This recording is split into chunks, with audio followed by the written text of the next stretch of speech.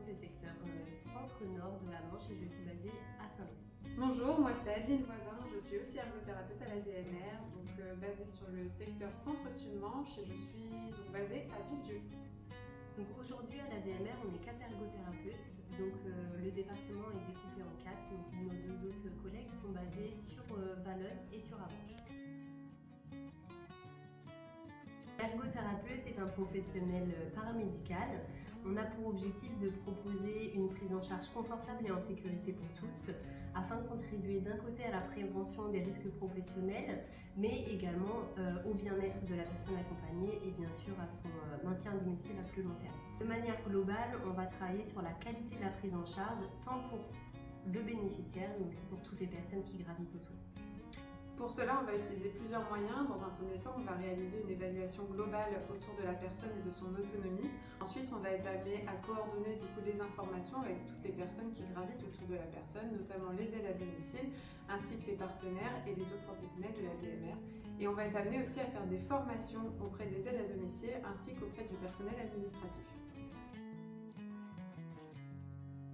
On intervient auprès de toute personne bénéficiant d'un service de l'ADMR, donc pour évaluer ses capacités, l'accessibilité à son logement pour un maintien des habitudes de vie.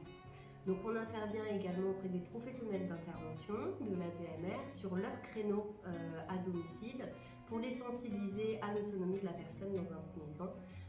Et on intervient également pour les former aux techniques de manutention, à la mise en place de toutes les aides techniques pour le maintien des capacités, à l'utilisation de tout le matériel de transfert.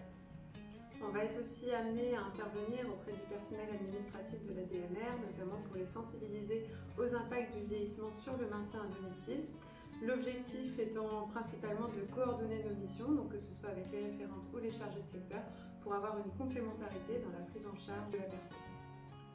On se coordonne beaucoup avec les autres partenaires qu'on va retrouver sur le territoire, que ce soit les partenaires médico-sociaux, donc du département ou les professionnels médicaux et paramédicaux, ainsi que notamment les prestataires de matériel qui vont être amenés à aller mettre du matériel chez la personne à domicile. Toute personne intervenant auprès d'un bénéficiaire de l'ADMR a la possibilité d'effectuer une demande d'intervention de l'ergothérapeute. Donc pour le personnel interne à l'ADMR, il s'agit de s'adresser à la référente du secteur qui pourra nous faire part de la demande. Et pour les partenaires médico-sociaux et l'entourage aidant de la personne, en contactant directement l'équipe d'ergothérapeutes.